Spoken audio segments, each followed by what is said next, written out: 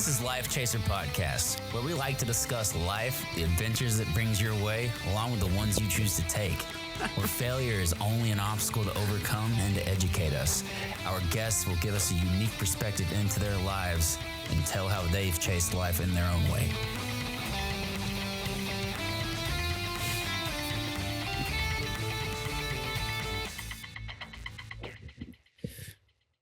I feel like we've done this before. Hopefully you guys just saw a really awesome intro on YouTube. Yes. We're back. And on that note, we're back on YouTube. Yes. And We are. if Rhett didn't hear it before, Rhett can hear it now. Yeah, right. Come Hey, we've got video this time, but And as you can see, the computer's alive. Computer's alive. Yes. although we're not doing it weekly quite yet like you wanted. Slow progress. And I guess we need to give a shout out to Four Rivers Productions. Yeah, what is You it? can text me today, buddy. You can text me today. 4 mules and a donkey. What? we got Chris Rogers in the building making the video magic happen.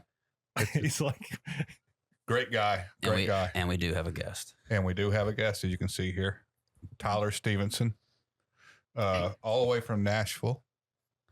So he's our guest tonight, and we'll be diving into him a little bit here in a minute. Here in a minute, we're gonna kind of go around the table and Yeah.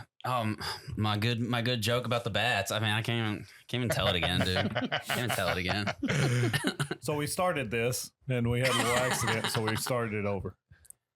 yeah, Heck of an accident. So everything's good though. Yeah, yeah, everything's good. It's spooky season. Spooky season. Not cold yet. Not cold. No. Getting cooler though. Feels good. We've had some cool nights. Yes, and they're nice. We can actually sit around the campfire now. Only clouds I've seen in 3 days are man-made, so it's a pretty good day. It's wild that some people don't believe that's happening. Still, I've talked to somebody recently who was like, well, they were talking about the hurricane. Yeah. And like, well, I don't know if they can turn a hurricane, but I don't put it past them. But they obviously are making clouds. Yeah, they can. Cole They can told do me that. Well, there is absolutely video on YouTube of John Brennan talking to like some European thing about how we have it, we want to do it, and we will do it. Control weather, manipulate weather. So, I mean, it's not even an if at this point, and I'm not going to have the if conversation with anybody because it's happening. We got Right. the patents. We got John Brennan out there doing his little thing. It's happening.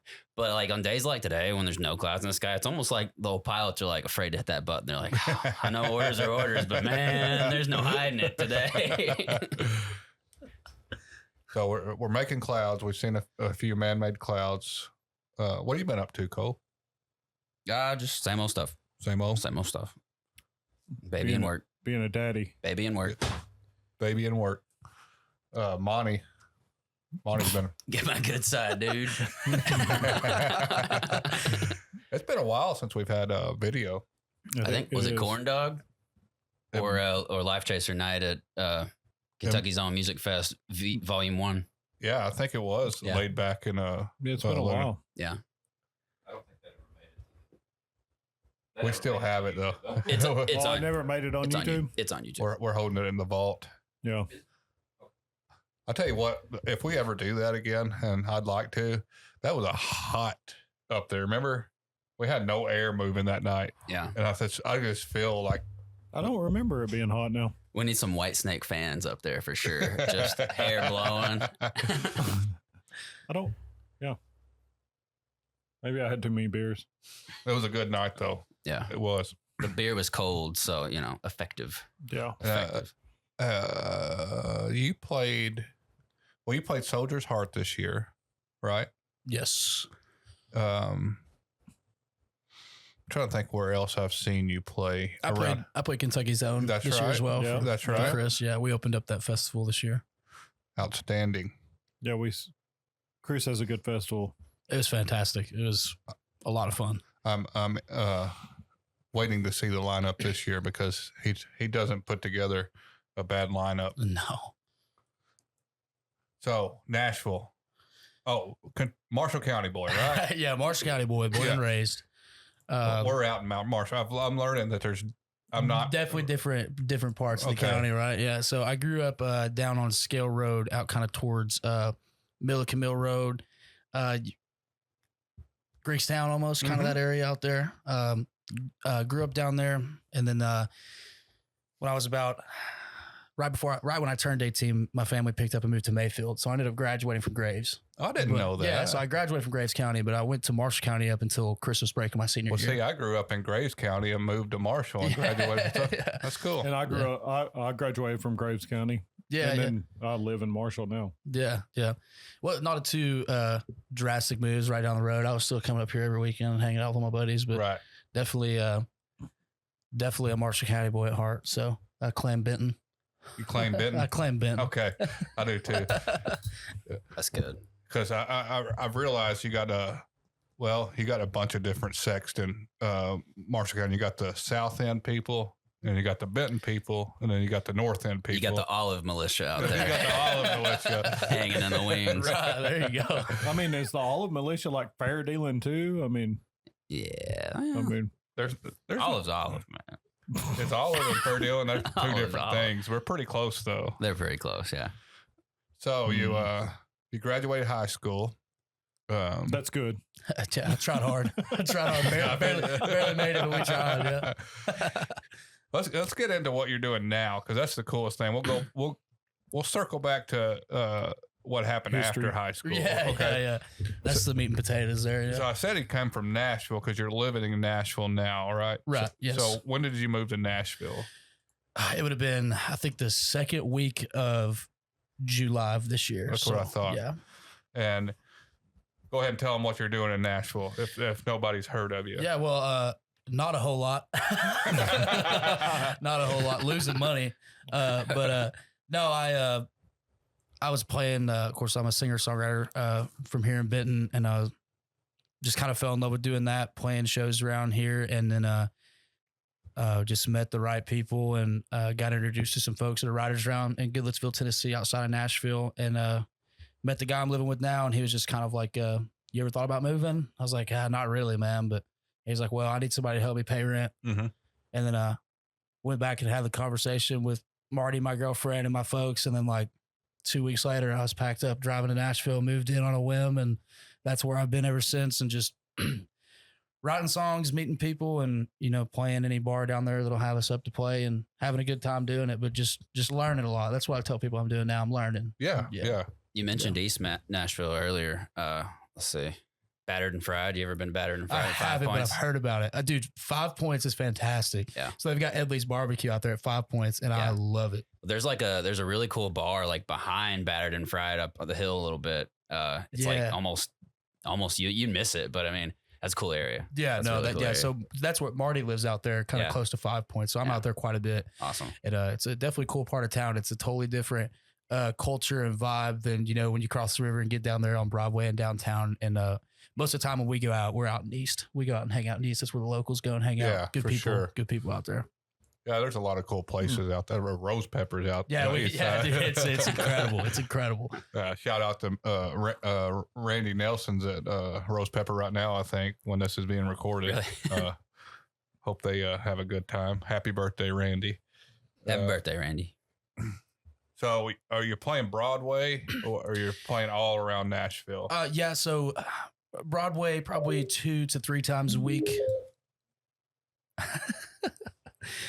Yeah, I've got a buddy down there. When I moved in to my roommate's place, literally I moved down there, had no plans of playing, really had no idea what I was going to do. And it was kind of crazy because I heard what it takes to get on that circuit to play those bars. And like, I wasn't really interested in it because it's such a different vibe than what I'm trying to do, as a singer-songwriter. And I just moved into his house, and I think I moved in at like 4 o'clock that night. And like by 6 o'clock that night, he was like, hey, I've got a buddy that's looking for somebody to play a shift with him tomorrow at Luke Bryan's bar. Do you want to jump on and play with him? And I was like, man, like, I don't know, dude. I'm not really ready for that yet. And he was like, shut up. I'm telling him you're going to be there. And he was like, I'm sending him your number. I was like, all right. So I drove down to Music Row and met this buddy of his whose name's Nolan Satillo, a fantastic singer-songwriter, performer. and we played Luke's that one show and had a great time, great gig. We compliment each other really well on stage. We have a good time. And after that show, he was like, yeah, I'm going to be calling you. And ever since then, we've been playing 2-3 times a week. We're playing there this week.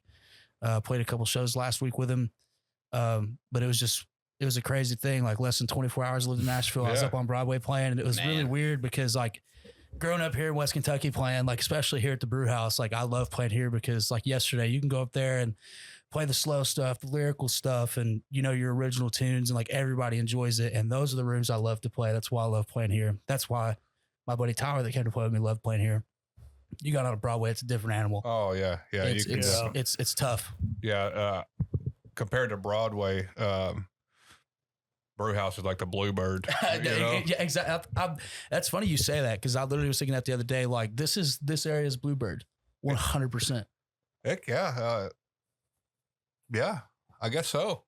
It really is. It really is. Yeah, you could definitely, like yesterday when y'all played, I mean, everybody was engaged to y'all. Y'all did such a fantastic job. Well, thank you. Yeah, They did do that. And everybody, I mean, I looked around and sometimes it's a lot different playing outside at the Brewhaus compared to inside because in the winter, of course, we got to move inside. And it's hard to keep an audience inside because some people came here not to listen to music, and I'm always looking like, listen to the person play, you know, but I get it. They might have come here for different reasons, but outside yesterday, everybody was just zoned in on y'all too. There wasn't a lot of moving, and very cool. Y'all did a great job. Thank you. Yeah. Well, like I've always said, I appreciate everything the Brewhaus has done for me. This is actually the first place I ever played into a microphone in front of people. Was actually here on an open mic. Chris was here that day. And I just knew from that day that I was like, I love this place. I love everything that you guys stand for. Jeff and Sherry always took really good care of me. And once again, congratulations to you and Jessica for taking ownership over this place. I know you guys are going to do great. And I will continue to love this place. And last night just makes me love this place even more. You know, Tyler that I brought down here to play, he's doing it down there, and he's been doing it for a few years. And, you know, he's got a publishing deal, and he writes country music for a living, and he's had some major cuts, and he's played some really big rooms, some really big places. And I kept trying to get him down here to play a show with me here because I was like, man, you will love this spot. You'll love this spot. And when I had yesterday booked, I was like, man, come down and play some. He's like, I'll drive down. And he didn't have to take that 2-hour drive on a Sunday to come play, you know. And he came down here and he had a blast, and he had only good things to say. And he was like, that's the most fun I've had in a really long time playing music. And just the crowd was incredible. The staff did incredible. I mean, it was just a great day. It was one of my favorite shows I've ever done was yesterday. It was a great day. And I kind of felt it like I told you, I said, we'll be there. We got to do some, run some errands and stuff. And we were running errands. I was like, I said, it's a feeling. Cole probably, he's been around here a lot too. He could probably feel it like we don't really know what a day's going to do, but some days you're like, I could probably run to town and do some few things. But I told her, I was like, I got a feeling about today. I said, and then y'all started at 3, and there's a lot of people here at 3, but by 4:30, there's just like a steady flow of people coming in, and every seat outside was full, and I had to pull more seats out. It was amazing, but I'm sure it's a lot different than playing Kid Rocks or I don't even know the bar names down there. You pick a country artist that's big on the radio right now, and they've got their name on a bar. Doesn't mean they're really. It's kind of it's kind of a weird. A little different than when we were growing up. Beyonce has a bar. No, but I'm sure it's coming soon. Yeah, thank you, Beyonce. Thank you, Lyfe Chaser Podcast. Thanks you. Post Malone's place will be down there. Yeah. They're gonna close Garth's place down, I heard, and they're gonna open up Beyonce's.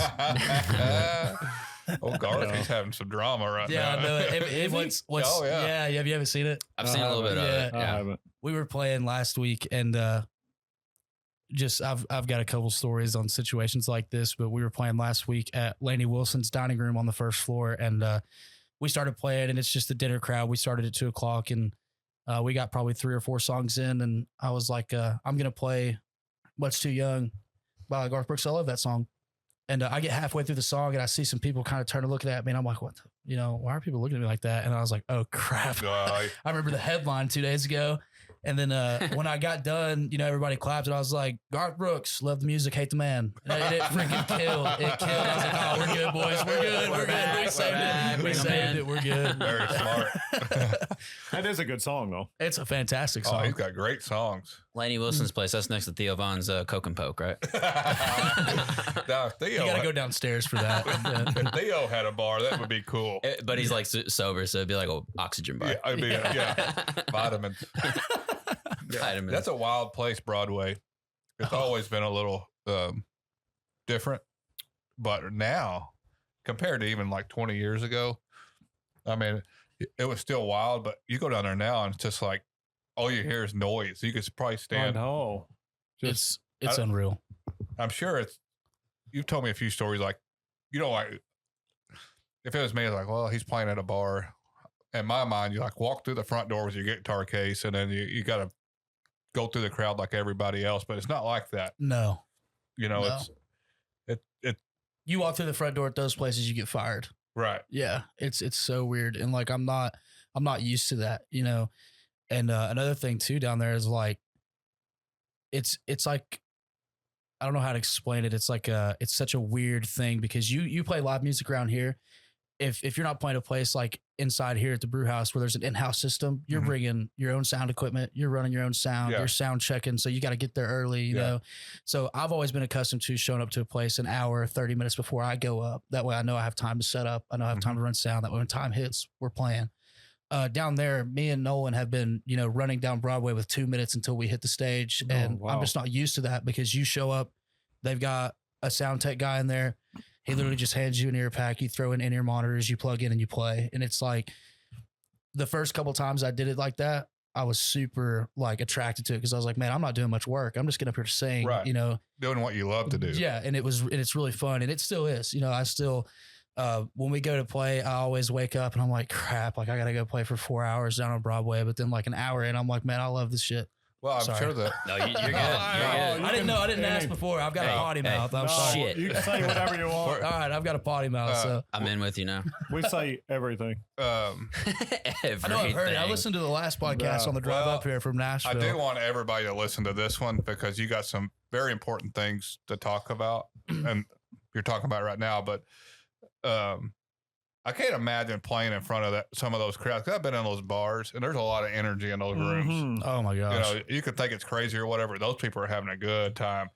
I'm sure it's like an adrenaline rush. It is. When you're up there, because I know when I'm out there, I'm like, yeah, ready to just go crazy. But like Kid Rocks, I guess that's the one I remember the most because I think that's the last one I went in. The stage is kind of up a little bit. Yeah, it's like off the ground a little bit. Yeah, and the band that was there that one day I was there, they were like the energy they had, but they were feeding off the audience too. Everybody in there was just having a great time, and they were playing great music, and I can see where it's addicting. Oh yeah, absolutely. And I'm not a performer though, but I can definitely tell like when an audience is feeding you energy back, you're absorbing it, I'm sure, and it's coming right back to them. Yeah. It was a totally new taste of atmosphere for me, because you can go play places here in West Kentucky, West Tennessee, and you can go to some pretty rowdy bars. You can go to a college bar and you can play, and you'll play Dixieland Delight or Wag a Wheel. People get up and go crazy, and then you're like, oh, that's fun. If you're down in Nashville, if you play a slow song, your whole set's screwed. Yeah, you're done. You're done. You've lost the crowd. So you've got to plug in and you've got to go wide open. You've got to play fast stuff. You've got to play the stuff that's on the radio.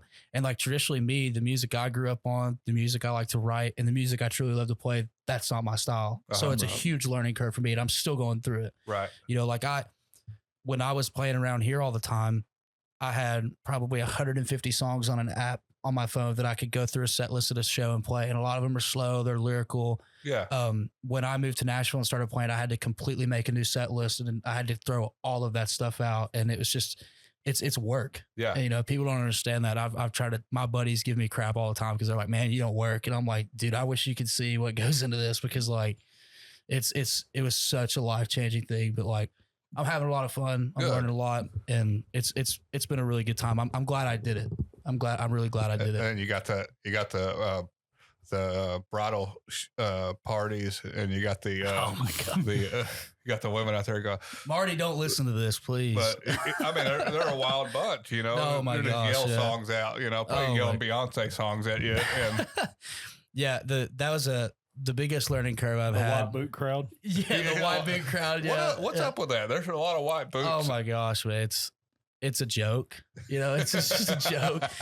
We laugh about it like when we're on stage because you've got a talk back mic back there. So like we'll be I could be in the middle of singing a song and somebody can walk in and I'm in the middle of trying to sing and the buddies we're on stage with are in the talk back mic just talking reckless and you're you're just trying to hold it together. And I'm just like, man, like, but the biggest thing that I had to learn was like, now, I like my alcohol. I like going, especially if I'm playing music, I like to drink a little bit. I like to have fun, knock the edge off. You go play in West Kentucky here. If you're fortunate enough to have people come listen to you, most of the time that crowd stays the whole time or for the majority of the time. Down on Broadway, the crowd changes every 15 minutes. Yeah, That's true. It's rolling in and out the door. And everybody that comes in, if they don't throw money in your guitar case, they're buying you a shot. Oh, So it's like that was a huge changer. And you don't want to be rude because a lot of times they'll just come up to the stage with a shot. And like you can't be like, I can't take that or I'm sorry, I'll reject it. So like you just have to throw it back. And like those first 3 shows I played, I found out real quick, like an hour in. What? Oh, I was like, I found out an hour in, like, this is a different animal. Cause that first show I played by hour 2 and a 4-hour set, you're ripped. I was ripped, dude. I was ripped. Yeah, I was ripped. And Have you figured it out yet? figured what out? Figured out the alcohol. Beer bottle? Oh, Give you a shot.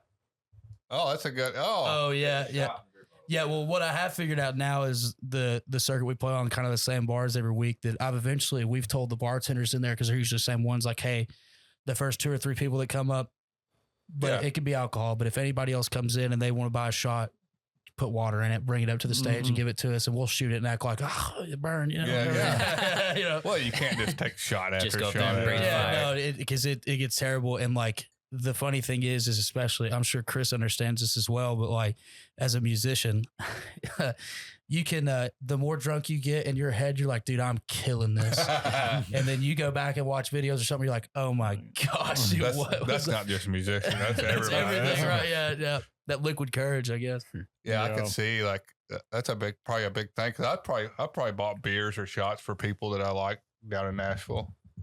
I mean, you can't take 30 shots. Everybody comes in there probably. Definitely not. Yeah. It was a learning curve. That's pretty cool though that people do buy you shots. That means it's really really you're doing cool. great. Yeah, it's cool and it's very nice. And at some point, like I've had to turn them away before. You know, just be like, I'm sorry, I can't do it, and I feel terrible. And there's been times where I don't turn them away, and I'm just like, whatever. Yeah. We'll see what happens. And But that's a pretty cool life.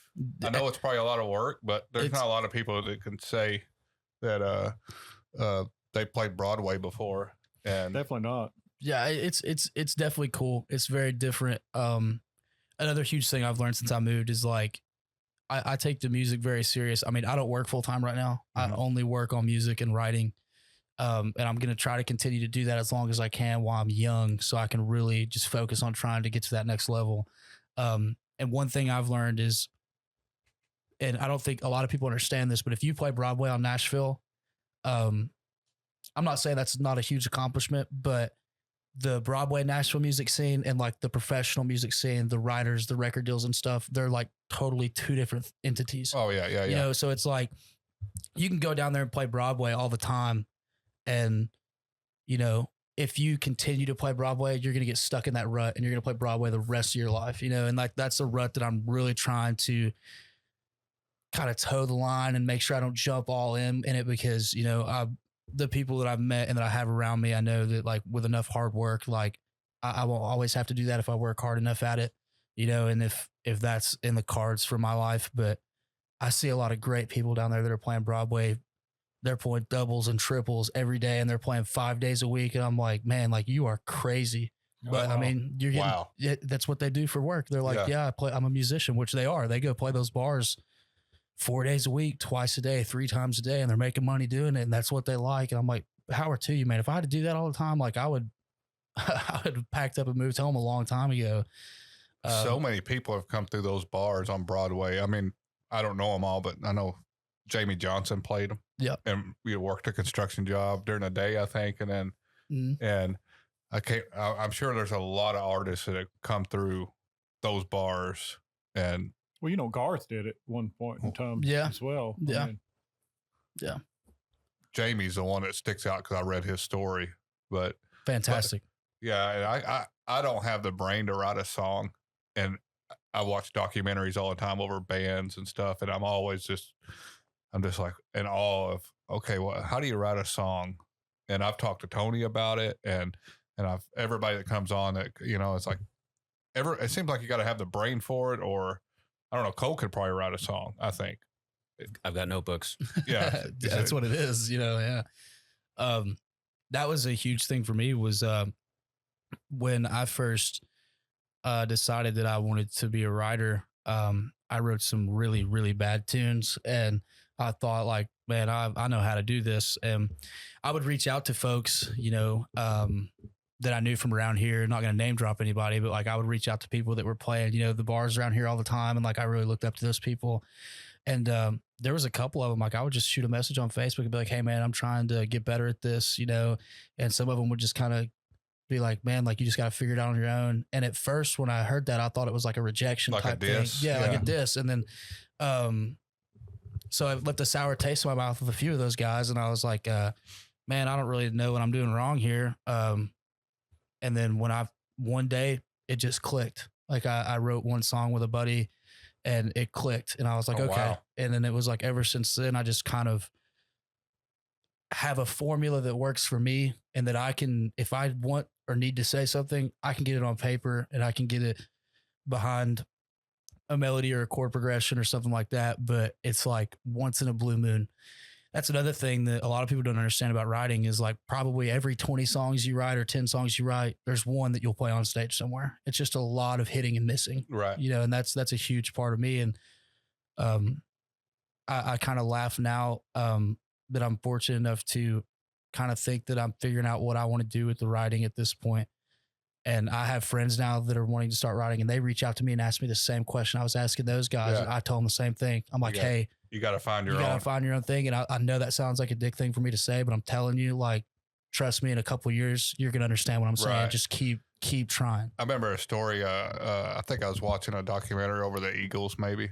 Yeah, it's the 4-hour one. I'm sure I've seen a bunch. It's fantastic. And Jackson Brown lived in the apartment below Glenn Fry and somebody else. And Glenn Fry is the lead singer of the Eagles. He's passed away now, but Jackson Brown, of course, he's a great songwriter. And Glenn Fry said he was kind of learned without asking Jackson Brown, but he's like, he would wake up in the morning. I could hear Jackson playing the piano, and then I could hear him stop. Then I could hear him kind of singing, and then about an hour later, he'd come back to the piano, be a little different. And then he'd kind of go outside, walk around, and it was a whole, like you said, a formula for him. And like Glenn was like, I have no idea what I'm doing, but he said, I watched Jackson and he had his own thing, and I found my own thing too. In that way. I guess everybody's different. Yeah, 100%. And I know like, some of the biggest guys from around here, Tony Logue, and then Jeremy Marshall from the band Hollerhead, a lot of these cats around here that are writing these fantastic songs, I'm sure that their formulas are completely different from one another. Mm-hmm. It's just finding what works for you. And the biggest thing I always try to tell people, and I tell myself, is like, if you like what you're doing, and when you write a song, if it makes you feel good and if it makes you feel good playing it, screw what anybody else thinks and just do it. Yeah. And I think that's also a huge part of success is you got to believe in what you're doing, and the right people will come to you in the right time. So yeah, it's definitely different. That's what makes music so great, is like, it's not all the same. And how do you, what is it anyways? I mean, right. It's very weird, spooky. It's a weird thing, yeah. That touches everybody it comes in contact with. And like you said, when you hit that 1 out of 20, it's like, it really, you could see it change people's lives. Your story, like Tony, I think Tony or somebody said, well, somebody come up to me and was like, that song I can relate to it so much, and it's like, how is that possible? It's crazy with music. Might have been Chris. I don't know. Somebody told me that. I had a lot of conversations. But music is a crazy thing to me. Mhm. That it can, like, you cannot play an instrument like me. You cannot write a song like me, but I can sit down and listen to you, and you can make me emotional by something that you wrote. And even the music, it's a different kind of language, Mhm. I think. Mhm. To everybody in the world, you Right. know? Right. Yeah. I that's one of the reasons why I love it so much. And I've, in the past, 6 months to a year, I've been a student on how to do it. So, I study a lot. I watch a lot of, listen to a lot of podcasts or watch a lot of seminars and stuff of people that inspire me. And my number one singer-songwriter of all time is Jason Isbell. He's like the number one influence of me as a musician. I think everything he does is incredible. I've seen him live a couple of times. He just blows me away. But I watched a seminar not long ago about that topic, about, I think the moderator kind of asked him, when you write a song, when somebody covers it and puts it out, like Cover Me Up, he wrote Cover Me Up, and Morgan Wallen covered it. And it's the same song, but it's like a different emotion behind it and a different meaning. And he was like, he's like, it doesn't bother me. He's like, I actually like that. And that was the first time I thought of it that way. But when it was also money. But when you, when you write do it a again, song, he said. do it again, please. Yeah. I mean, I wouldn't mind covering one of his songs and it blowing up. But, it's like I have a theory with some of my buddies that I write with, and it's like, I believe every song that's ever existed has already been written. It's like in some ether somewhere. And like, I think songs choose you. It's like when you sit down and write a song, I think like the song comes to you and like, maybe you get bits and pieces of it at a time. There's been many writes where I sit down, especially by myself, and I write a verse or I write a chorus and I'm like, don't really know where that's going yet, but I don't have anything else. So I'm going to put it in the notebook, put it on the shelf, come back to it. Mm-hmm. I think that they just come to you, and I think you're just the fortunate one to put it on paper, and I think you get the credit for it. But it's like, because of that reason, you could write a song, and like I could write a song and it means something to me, and then somebody else can listen to it and it can mean something completely different to them, but it still touches them, and that's what's awesome about it. That's an interesting theory. That I like that. Yeah, and I truly believe that, because I've sat down sometimes and I've written songs in 20 minutes that like I didn't really have to think about. It just like it just was falling out of me. I'd write a line and I couldn't get done with it fast enough to write the next one. It's like a zone you're in when it starts starts happening. Like, it's weird. Yeah. Well, you heard about Dolly Parton. She wrote what, Jolene? And what's that I Will song? Always Love You. Yeah. Yep, same day. And I've always heard that it could be totally wrong, but if Elton John doesn't write like a song in like 20 minutes, he doesn't finish. He doesn't like release it or something. And I just always wondered how many songs does Elton John almost wrote that are probably bangers. Yeah. He wrote good songs. Yeah. It's incredible. Any Oasis fans here? Yeah. I've definitely been seeing a bunch of stuff on TikTok. They got their reunion finally happened or whatever. But Noel, the guy who does all the writing, he's like said in multiple interviews, there's really not a lot of meaning. It's not that his songs don't have meaning, but like he'll the next line was written because it rhymed with the first, and he talks about like some of their biggest hits, like as if he's trying to remember what it's about. But he talks about how he's standing on stage singing this song and everyone is singing it back to him, and it means something to every one of these people. Yeah. And he's like, what did it mean to me when I wrote it? Because like, I know it means something to them. Like he can see it in their eyes. They're crying. They're smiling. But it's such a. I mean, obviously, there's bands and artists out there that will like say, "I know exactly what this song means to me." Yeah. But it's funny what the spectrum of what a songwriter goes through to come up with a song. It's amazing. It's not even remotely the same. Okay, to me, it's like, okay, you got 5 songs in the whole world. And I'm like, that's amazing because I can't even get my brain to even start to write a song. And then you got like Grateful Dead writing the craziest shit in the world that kind of makes sense. It kind of doesn't. And you got people you just got to make it make sense. You know what I mean? And it's like, according to what you're on, whether or not it makes sense. Well, true. But there's so many songs out there that have different meanings and different feelings to everybody else that listens to them. Like Cole said, to the person that wrote it might mean, like you said, this, and then you see somebody out in the crowd crying, and it wasn't that emotional when you wrote it, but to them it like just touched them. So very weird thing we have going on with this music, because you can take a beat and probably take a cool beat anywhere around the world, and most of the population would like it. You know, it's something in us that wants music. 100%. Lyrics are funny because, and I'll just say this and I'll hand it back, but it's funny. Like, my wife listens to lyrics there's a lot of songs I listen to, and I'm not a lyric listener. Like I'm catching like the big picture sort of thing. Mm-hmm. And the song will be done. I'll be like, what do you think of that song? She's like, pretty depressing. I was like, is it? Cause like in my brain, I'm like, my brain is like filtering the lyrics, and then before I'm even processing it, applying it somehow to my life. And so like maybe what I'm thinking about isn't like that situation. It's just funny how that works. Like she's locked in, like she just hears the lyrics and she's like, yeah, that song's like really depressing, or that song's like a little bitchy or a little bratty. Or I don't know. Like I'm thinking of a band called Veronica's. Like they got real poppy stuff, and it just I like it. But they are little bitchy songs, and it's just like I don't hear that. Right. It's so funny. Well, you can hear a song like when you're 18. Yeah. And then you get like, I've heard Nirvana's he covered it, or they did, The Man Who Stole the World. David Bowie wrote it in the 70s, or probably the late 60s.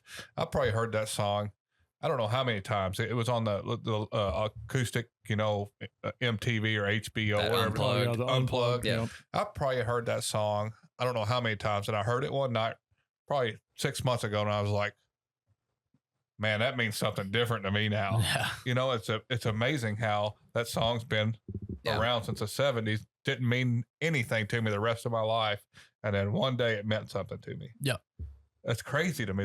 Can you think of, there's not too many things in this world that can do that, to just be very fluid throughout your life. Yeah, I can't think of anything else that makes me feel the same. Mm-mm. Well, and like you were saying, there's probably a lot of songs that you're writing that like they don't have a lot of meaning to you. Right. You're just writing a song. Yeah. Well, it picked you. I You mean, know? That's if what I'm you're saying. writing it, you're writing it because it's in your brain or soul. It might not, and it might mean something. You might be writing it for somebody else. I don't know. Yeah. Right. Well, a great chord, if you write 4 lines, and it's like, wow, those are good. I don't know what they mean, but those are good. Yeah. Yeah. It's a drug, man. It's like if you hook onto an idea, or you hook onto a scheme or a melody, and like you play 4 lines and you've got those 4 lines figured out, you're like addicted to it. Like, man, I gotta finish this. Like it's gotta come to me. And that was like I wrote a song back here when I was living in Benton with my roommate Ethan, and my old Army roommate Scott was in town, and we wrote "Hang Me in Texas" song we wrote. And it was just one of those songs that my buddy Scott just picked up a guitar in the apartment. We were just hanging around, and he played this progression that he had, and we were like, "What was that? That was kind of spooky." And he's like, "I don't know, just playing. Let's write something about that." So we, I tell this story every time we play it on stage, but it's like we wrote like the first verse, kind of hit a little block point, and man, I'm hungry. Let's drive to Los Brutales and Benton. So we drove to Los Brutales and Benton, and we sat down in the booth, and then like it was like all these ideas just started popping up. So we're sitting there eating. It is good salsa. Yeah, It it's is good. fantastic. It is good salsa. It's like song power. It'll man. do it too. But we finished writing the song in the booth, and then just got done, paid, ran home, put the progression to it. This is like we played it until like 2 a.m. over and over and over again, because we're like, oh, this song is incredible. Like it's so like just fun to play. And then Ethan pulled out. He's a fantastic singer-songwriter, guitar player here in West Kentucky as well, Ethan Torsak, and he pulled out an old tube amp and his Les Paul that he's got in the apartment at 2 o'clock in the morning, and we're just ripping wide open. And that's just one of those songs where you're just like, I don't know where that came from, but it was just like, it picked us and we wrote it so fast, and it's just fun to play. And it's hands down top 3 of my favorites I've ever written with somebody. But it's weird. It meant something to me because I lived in Texas for a little bit. I went to school in Texas. And then my best friend lives in Texas now, and he came up to Pick It On a Soldier's Heart, Jeremy Wallace's non-profit festival this year. And I played it for a bunch of his Texas buddies, and they're from Texas, born and raised. So they were like, it meant something totally different to them. And it was just a weird thing. But yeah, we wrote it, and it's like, man, you don't even feel like you write it. You just feel like it fell out. What's the muse? Everybody, is that it? The muse. Like, Well, it can be a person. A lot of times, like Your source of inspiration. source of inspiration. Okay. The Is that what that means? lifeblood of what you do. Okay. So it can be a girlfriend, Right. you know, a wife. It could be a- love, it could be just the Lord. somebody you know that inspires you somehow. It could be Okay. beer. Right. I always hear that in the documentaries. Yeah. The muse. Yeah. Stevie Yeah. Nicks and Lindsey Buckingham were each other's muse. I think they were. Yeah.